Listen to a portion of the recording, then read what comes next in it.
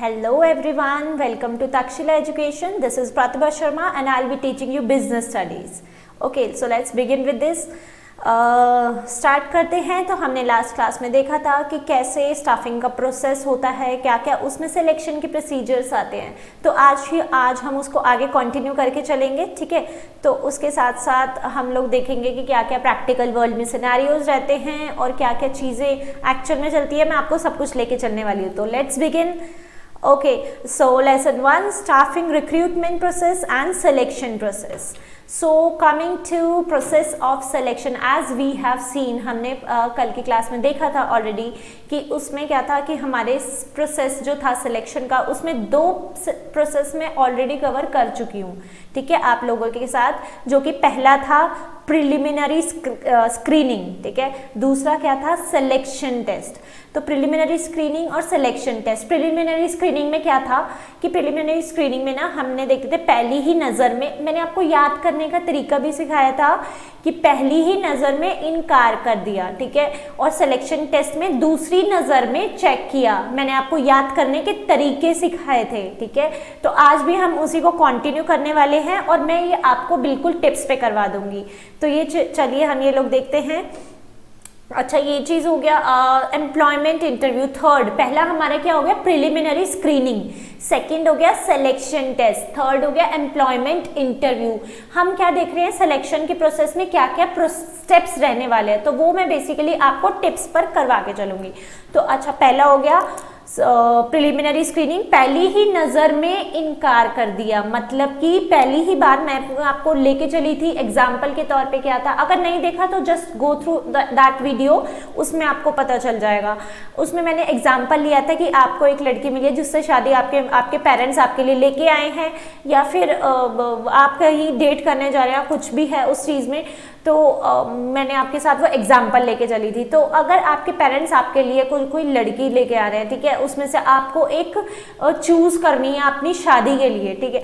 तो उसके लिए मैंने आपको वो एग्जाम्पल दिया था कि पहली ही नज़र में इनकार कर दिया। पहली ही नज़र में इनकार कर दिया मतलब क्या है कि पहली ही नज़र में मैंने उस लड़की को देखा और उस लड़की को मतलब मेरे को अच्छी नहीं लगी, मेरे को बिल्कुल भी अच्छा नहीं लगा उसमें, और मैंने उसको इनकार कर दिया, ठीक है। तो वो आ जाता है मेरा पहले प्रिलिमिनरी स्क्रीनिंग में, ठीक है।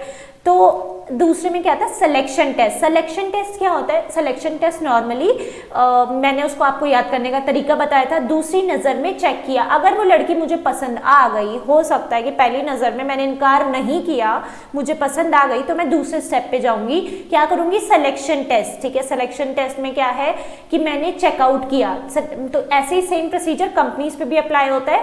पहली ही नज़र में मेरे पास एप्लीकेशन आई, मैंने रिजेक्ट कर दिया, जो नहीं थी एप्लीकेशन मुझे इररेलेवेंट लगती थी वो मैंने रिजेक्ट कर दिया, इनकार कर दिया। Preliminary screening.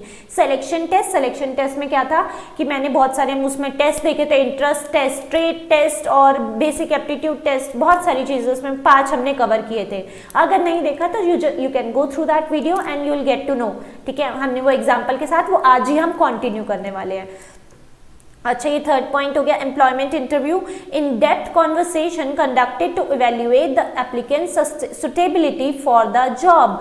इसको मैंने याद करने का ये एग्जाम्पल लिया है कि मीटिंग विद हर। अच्छा देखो कि ना, अगर मेरे पास ये हो गया नॉर्मली कि मेरे को पसंद आ गई वो लड़की और मेरे को, हाँ ठीक है, मैंने बोला पेरेंट्स को कि हाँ ठीक है, डन है, ये मेरे को अच्छी लग रही है, सिलेक्शन करा, मैंने फेसबुक चेक करा, इंस्टाग्राम चेक करा, मेरे को अच्छी लग रही है, चलो हम ना इंटरव्यू करवा लेते हैं। इंटरव्यू मतलब मीटिंग। सेम ऐसे कंपनी के प्रोसेस में होता है कि जब हमारी सिलेक्शन हो गई, वो टेस्ट में पास हो गया, तो उसको हम इंटरव्यू के लिए बुलाते हैं। इंटरव्यू के लिए जब हमने बुलाया तो उसमें क्या था, एप्लीकेंट की सुटेबिलिटी चेक करी है मैंने जॉब के लिए, कि जॉब के लिए क्या वो सुटेबल है मेरी जॉब के लिए, ठीक है। तो वो उसके लिए हम इंटरव्यू में चेक करेंगे, राइट। ये हो गया। अच्छा, फोर्थ हो गया reference and background checks. Reference and background checks में क्या आएगा, ये देखो मैंने इसके लिए एग्जाम्पल लिया याद करने के लिए। क्या है, कहाँ रहती है, क्या बैकग्राउंड है, फ्रेंड्स और सराउंडिंग्स से पता किया, इसका मतलब है कि उस लड़की को, अच्छा देखो 4th स्टेप पे क्या हुआ, मैंने उसके लिए मीटिंग तो कर ली लड़की से, 4th स्टेप में मैंने क्या करा, उसका बैकग्राउंड चेक करा, मुझे हो सकता है पसंद आ गया इंटरव्यू, मैंने उसका बैकग्राउंड चेक किया, उसके फ्रेंड से पूछा, सराउंडिंग से पता किया कि क्या ये लड़की एक्चुअल में मतलब सही है, मतलब जो मैं इसके साथ इंटरव्यू लेके मतलब मीटिंग करके आया हूँ मैं, तो क्या वो एक्चुअल में वैसे ही है, सेम टू मतलब क्या वो जेन्युइन पर्सन है। तो सेम इसी तरीके की मैंने ये लिया है आपको याद कराने के लिए कि कंपनीज भी सेम ऐसे ही करती हैं, ठीक है, कि वेरीफाई करने के लिए ना कि एक्चुअल में होता है ये चीज़, कि ना जैसे मैं अगर किसी एमएनसी में या कॉर्पोरेट में या कहीं पे भी जाती हूँ ना, तो एक्चुअल में ये चीज़ आती है और वो लोग क्या करते हैं, वो ना चेक करते हैं, रेफरेंस बैकग्राउंड चेक आपका लगाते हैं, आपके घर पे कोई बंदा विजिट करता है कभी कभी, और कभी कभी होता है कि आपसे डॉक्यूमेंट्स मांगे जाते हैं प्रूफ के उस पर, और ये सारी चीज़ें एक्चुअल में होती है, ठीक है। तो रेफरेंस एंड बैकग्राउंड चेक, पहली नज़र में इनकार कर दिया, दूसरी नज़र में चेक किया, मीटिंग विद हर, थर्ड में क्या है, मीटिंग विद हर, फोर्थ में कहा है, क्या कहा है, मीटिंग तो हो गई, मीटिंग के बाद क्या करेंगे, कहाँ रहती है, क्या बैकग्राउंड है, फ्रेंड्स और सराउंडिंग्स से पता किया, ठीक है, ये हो गया मेरा। अच्छा देखो मैंने ना आपके लिए एक एग्जांपल लिया है रेफरेंस और बैकग्राउंड चेक का, कि जो मैं आपको बोल रही थी ना कि एक्चुअल में होता है ये, तो वो ये चीज़ है रेफरेंस एंड बैकग्राउंड चेक्स में। ये देखो ये मैंने अपना एग्जाम्पल लिया पर्सनली, ये मेरा है, देखो ये मेरी जीमेल आईडी है, ये मैंने आपके लिए जस्ट फॉर एन एग्जाम्पल मैं आपके लिए लेके आई हूँ कि देखो ये जब मेरा हुआ था मतलब लाइक इन PwC, तो यहाँ पे देखो डॉक्यूमेंट्स फॉर बैकग्राउंड वेरिफिकेशन के लिए मेरे पास मेल आ रखी है कि मतलब जो मैंने आपको, ये देखो ये मैंने आपको बताया ना कि रेफरेंस एंड बैकग्राउंड चेक्स, तो ये कैसे करते हैं, कई लोग विजिट भी करते हैं और कई लोग डॉक्यूमेंट्स भी मांगते हैं, ठीक है।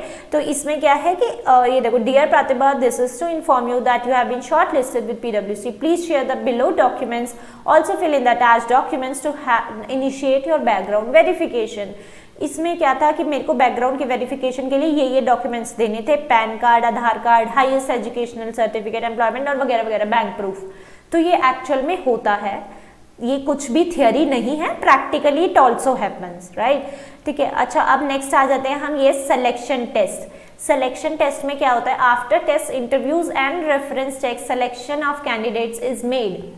मान लो आपने ये क्या किया था, 10 में से, आप हो सकता है कि 10 में से जो आपने 4 को सेलेक्ट करा था ना, जो हमने पिछले वाले एग्जाम्पल में लिया था पिछली क्लास में, तो 4 को जो मैंने सेलेक्ट करा है, तो उस 4 में से हो सकता है कि मेरे को मतलब मैंने 10 में से 7 का इंटरव्यू, मतलब 4 में से हो सकता है मैंने 3 को सेलेक्ट किया हो या 5 किया था पहले उसमें, तो 5 में से मैंने 5, ये 5 थे, मैंने 5 में से मैंने 3 को सेलेक्ट किया अभी, ठीक है, ये मैं एग्जाम्पल लेके चल रही हूँ, 3 को सेलेक्ट किया मैंने, तो 5 में से 3 को जो मैंने सेलेक्ट करा वो 5 में से करा, तो मैंने डिसीजन बनाया है, सबसे इंटरव्यू करा, मैंने मीटिंग करी, जो जो मुझे पसंद आए थे, तो मैंने बोला हाँ ये 3 फाइनल है अभी के लिए, ठीक है, आगे के लिए, और ये मतलब ये मेरे लिए रेलेवेंट है और अभी इनको देख के चल सकते हैं आगे, ठीक है। तो ये तो example, as an example, but लेकिन ऐसा क्या होता है कि अगर देखो आप लोगों के लिए अगर कंपनीज में क्या होता है, अगर 4 वैकेंट पोजीशन थी तो 4 में से 4 ही बंदे लेंगे ना वो, है ना, ये तो नहीं है 4 में से 3 लेंगे, 2 लेंगे, हो सकता है 2 बाकी अप्रोप्रिएट ना हो, बट लेकिन 4 के लिए 4 ही बंदे लाएंगे ना, ठीक है। तो बट लेकिन शादी के लिए ऐसा नहीं होता, 4 के लिए 4 बंदे नहीं आएंगे, ऑब्वियसली 4 लड़के नहीं रख सकते यार, तो एक से ही करनी पड़ेगी आपको शादी। तो उसमें यही है कि यहाँ पे मैं एक सेलेक्ट करूंगी, ठीक है, एक सेलेक्ट करेंगे हम, तो एक सेलेक्ट जो हमने लड़की पसंद करी वो एक होगी, ऑब्वियसली एक से ही करेंगे। तो उसमें सिलेक्शन डिसीजन आ गया कि टेस्ट के बाद इंटरव्यू लिया हमने, रेफरेंस चेक किया और सेलेक्ट करा कि हाँ मुझे ये मेरे को पसंद है, 4 ये मैंने एक सेलेक्ट कर ली, हाँ ये मेरे लिए रेलेवेंट है। सेम ऐसे कंपनीज में होता है कि ऐसे बहुत सारे एम्प्लॉयज थे, आफ्टर इंटरव्यू लिया, रेफरेंस बैकग्राउंड चेक किया वगैरह वगैरह सब करके हमने ये बंदे सेलेक्ट करे, तो हाँ भाई ये डन है हमारे को, ठीक है। अब ये क्या आ गया, मेडिकल एग्जामिनेशन। मेडिकल एग्जामिनेशन में क्या है, after selection and before job offer candidate is required to undergo a medical fitness test. इसके लिए मैंने क्या याद करवाया है, मेडिकल टेस्ट करवाया, ठीक है। सिलेक्शन हमारा हो गया, सिलेक्शन के बाद मैंने क्या करा, मेडिकल टेस्ट करवाया, मतलब कि मेडिकली चेकअप करवाया कि अच्छा देखो कंपनीज में एक्चुअल में ये होता है कि क्या उसको कोई ऐसी दिल दहलाने वाली कोई बीमारी तो नहीं है, कुछ ऐसा तो नहीं है, मतलब ये एक्चुअल में अगर आप गवर्नमेंट में भी देखेंगे सब जगह ये एक्चुअल में होता भी है। आप किसी से पूछ भी सकते हैं, एसएससी यूपीएससी जो सारे जाते हैं अपने टेस्ट क्लियर करके गवर्नमेंट के, उसके यहाँ पे सब में मेडिकल फिटनेस टेस्ट होता है एक्चुअल में, ठीक है। तो this is the thing. And job offer, job is offer to those candidates who all have passed the above steps, ठीक है, who all have pass the above steps. और इसके लिए मैंने ये एग्जाम्पल लिया है, शादी का प्रस्ताव रखा। Job offer is offer to those candidates who all have pass the above steps, मतलब कि जिसने वो सारा टेस्ट पास कर लिया ना। अच्छा, ये मैंने आपको यहाँ पे एक लड़की के लिए बताया था, हो सकता है या 2 हो या 3 पसंद आई हो, 3 में से 2 मेडिकल एग्जामिनेशन में जो क्लियर हो गए, तो उसमें से हो सकता है कि 2 बचे हो 3 में से, ठीक है। तो फर्दर हम उनको आगे लेके गए, तो उनकी शादी का प्रस्ताव, अब एक्चुअल में यहाँ पे मेरी बारी आ गई कि यहाँ पे मैंने शादी का प्रस्ताव रखा, मतलब कि मैंने, कंपनी ने जॉब ऑफर की है, ठीक है, कि जॉब ऑफर एज इन कि मैं हाँ अपनी कंपनी में आपको लेने के लिए रेडी हूँ, तो ये क्या है, जॉब ऑफर। तो शादी का प्रस्ताव रखा, जॉब मतलब मैंने शादी को as an job offer treat करके लिया है यहाँ पे, तो what we call it as job offer. तो लास्ट में finally we are done with it. जो उसमें टेस्ट में पास हुई लड़की, जो इंटरव्यू में पास हुई, जिससे मैंने डेटिंग करी और जाके मैंने उसका इंटरव्यू लिया, जिसमें सब में क्लियर हो गई, उसके बाद एक कोई सेलेक्ट हुई होगी और एक के लिए मैंने क्या किया, उसको जॉब ऑफर दी, मतलब कि मैंने शादी का प्रस्ताव रखा उसके लिए, राइट। फिर अच्छा आ जाता है contract of employment. Contract of employment is an important document contains several vital details about the candidate। अच्छा, कॉन्ट्रैक्ट, जब शादी का प्रस्ताव हो गया ना, मतलब एक्चुअल में कि भाई हाँ जॉब ऑफर जब मिल जाता है, उसके बाद क्या होता है, एक कॉन्ट्रैक्ट ऑफ एम्प्लॉयमेंट होता है, डॉक्यूमेंट होता है। पहले पेपर्स में होता था, अब तो ऑनलाइन हो चुका है, तो ये सॉफ्ट कॉपी में शेयर कर देते हैं। तो इसमें क्या होता है, vital details. Vital details, vital का मतलब क्या है, important details. Important details about the candidate, जो मेरा एम्प्लॉय है उसके लिए जो भी इसकी इंपॉर्टेंट डिटेल्स होगी वो कॉन्ट्रैक्ट ऑफ एम्प्लॉयमेंट में आएगी। Basic information is also there, basic information रहेगी।